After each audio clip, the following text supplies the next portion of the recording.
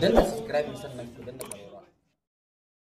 Haba rarara da kai nake yi, ka kulle ɗaki kana waka kana mamin kana tsalle a zuwan babu abin da ya dame ka, kuma wakan nan ta ɗan takarar gwamnan jihar Katsina ce Dr. Umar Dukwarata.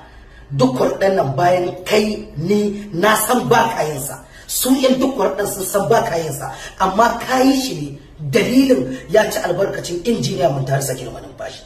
Idan har ku injiniya Muntari Sagir Malumfashi zai ci albarkacin wannan waka, a ce mai girma zababben gwamnan jihar Kano Dr. Abdullahi Umar Ganduje bai ci arzikin ka zo kai dan takararsa da ya nuna dan jihar mu a jihar Kano Dr. Nasiru Yusuf Gawuna ba, sai ka je ka dige da can, to ka kaddara ma mai girma gwamna in baka yi dan albarkacinsa ba, ka yi dan albarkacin wanda yake taimakon ka a gwamnatin jihar Kano mai girma Alhaji Dr.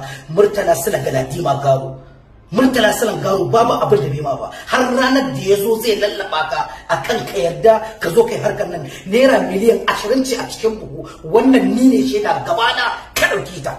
Ka kuma je ka karɓi kuɗin mai girma gwamna a matsayin za ka yi waƙar ɗan takarar gwamna Nasiru Yusuf Gawuna a lokacin dukkan abin ya zafi, ka haɗe kuɗin ka tafi da su, ka ce ba za ka yi shi ba. Mu 'yan jihar Kano raina muka yi, ka zaki mai girma Malam Ibrahim Shekaru duk lalacewarsa ɗan Kano ne muna ƙaunarsa.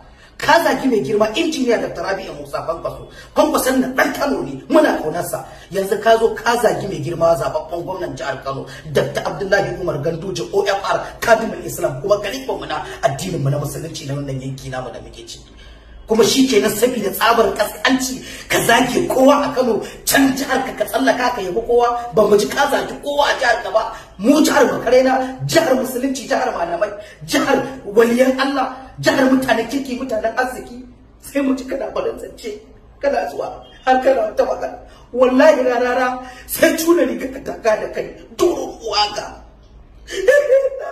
Danna subscribe sannan